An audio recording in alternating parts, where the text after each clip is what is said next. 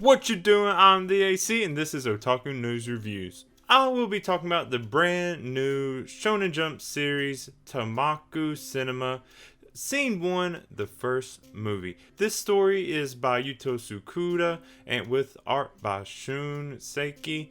It premiered on April 9th, 2023, and is 63 pages long, which is about the average length of a first chapter. Now, if you don't know, Yuto Tsukuda and Shun Saeki are actually the creators of Food Wars. And from reading this, it seems like this is going to be different enough, both story and art-wise, that I didn't recognize it until it points it out. I only watched a movie, or the anime, not movie, of Food Wars, so I don't have manga to compare it to, but it definitely is different enough to me.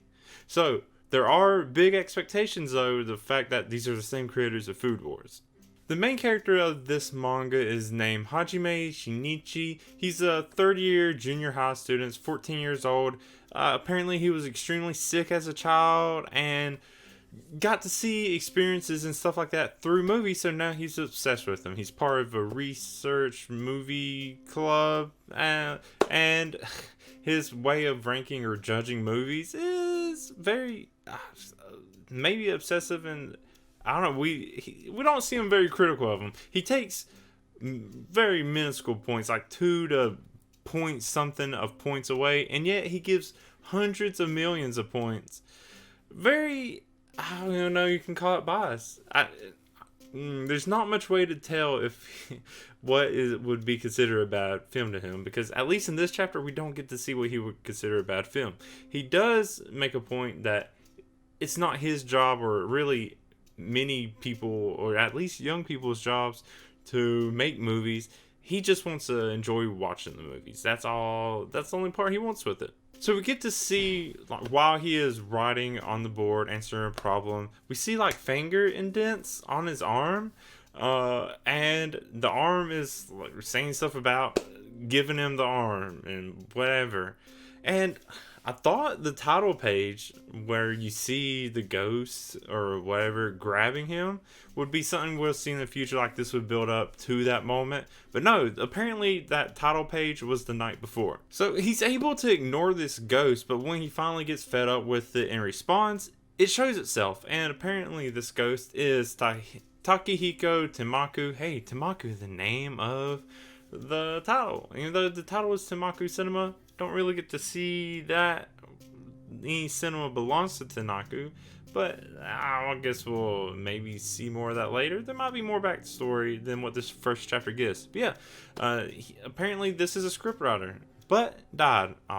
Apparently while debating with the director, they were finally about to agree for this movie, but then he died. And he just suddenly showed up at some independent theater and immediately saw Hajime and decided to possess him. Maybe this independent theater, because that's all they kind of said, was later renamed to Tenmaku Cinema. We get none of this. This is just me theorizing, but if they're only saying it like that, there could be more to it. And why he shows up there, that's the first thing, as a ghost. He remembers? I don't know. But as a ghost, he can do some big movements, like, grab his arm, or as he demonstrated, strangle him in his sleep. He doesn't actually kill him or do any harm, just testing the boundaries, stuff like that. But he would need Hajime to write down a script and deliver it to a director. That way he's able to move on. And apparently, the director he was working with was legendary.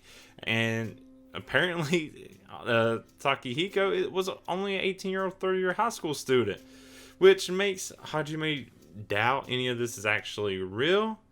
Another problem, though, is 20 years ago, this director, Ryu Shirakawa, died. Another problem is 30 years ago, Takehiko died. So, there's some little problems with that. We get to see this was kind of the anniversary of the director's death, but apparently that whole plan of writing the script and delivering to him, not going to work out. So they're going to need to find a new way to help him pass on. And that brings us to the next part of this first chapter. Just bringing up, there was an actress who's also a third-year middle school student. Her actual name, I guess, is Hinakikurai, but her stage name is Himeki Kurakui. Uh, so similar. I'm not sure exactly which one. She's not really mentioned that much. She in here, her name isn't used as much, so I'm not exactly sure yet what to refer to her. But I'm just going to call her by her real name, Hinaki, because we see her more as a student in this chapter. So this whole time, uh, I'll get back to the actress. This whole time, Takehiko pretty much is spending time watching movies, being obsessed with them. Which, hey, good. You think this would be bonus points for Hajime, but he gets more annoyed because he's the one pretty much having a babysit, and like it's like a child to a parent having to watch stuff. That, but there was a little bit of like Taki being like, why would anybody watch stuff on a tablet? Movies are meant for a big screen, and then immediately caves, which seems to be a trait of Takehiko, is caving immediately on a decision that you think he would stand up for more. But also, this mentions real directors like Spielberg and George Lucas. Also, even like actual movie drama. I don't know if it's drama, but deals like Disney buying Lucasfilms. It's just like a couple panels to go over that. It doesn't really dwell on more and more. Just like, hey, not Easter eggs, or like hey, look at, we know movie stuff, and everyone's like, oh, okay, cool. So when Takehiko finally sees Himeko, gonna be Hinaki, this gives him enough inspiration to completely take over Hajime, rush him back home, and write out the script. Apparently, this process, not the possession part, but the act of writing a script with a specific actor in mind, assuming the specific actor is Hinaki, that's called Otagaki. But yeah, Hinaki probably reminds him of someone from his past, because we see kind of a flashback of something like that. But while Takehiko's still possessing Hajime, it does it enough to deliver the script to Hinaki. But it's really creepy though. It's so creepy. And then Hajime passes out and is taken to nurse's office. But so creepy. I wonder if Hinaki even realizes Hajime was possessed, because the way it happens, it all seems like a possessed person, and Hinaki just takes it. It's like, oh, like it pretty much ends. Let's get to the ending. She accepts while he's in the nurse's office and says Hajime will be a director.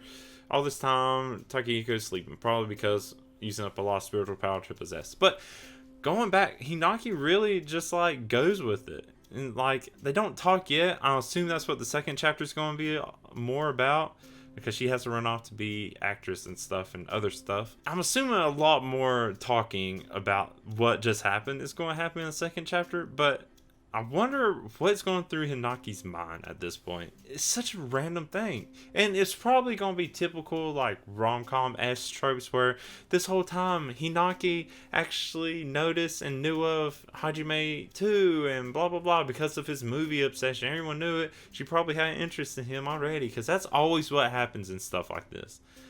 Whatever. Hopefully not. I mean, I'm fine with any kind of like rom-com-esque stuff going on, but that whole like, oh, I actually knew you too, it's like, yeah, I get that, it happens, but it doesn't need to in this point. But yeah, that's how it ends. Hajime's gonna be a director. Hinaki says she's gonna be the actor. I just want to know what she's thinking. And last thing I want to just talk about a bit, I already mentioned the title of the whole series, Tenmaku Cinema. I'm saying the independent theater might have been dedicated to Tenmaku. We don't know exactly how he dies, so it could be possible, and the fact that he just shows up. But also just talking about the title of the chapter.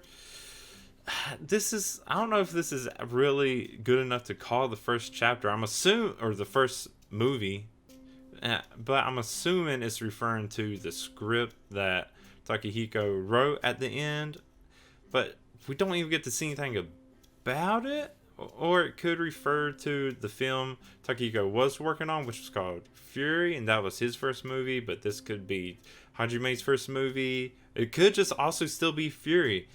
We don't know, because we didn't see anything of it. I feel like it's a little too early to call it the first movie, but the first movie, the first chapter, scene 1.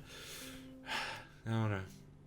It almost makes me want to think, which a completely new manga that started last week, This whole thing could be the movie, but that's also like Shibatarian, which is a different thing where that whole thing could be a movie. A lot of movie manga coming out lately, but I don't know what a better title for the chapter could be, but it seems so early to call this the first movie when there's no movie yet.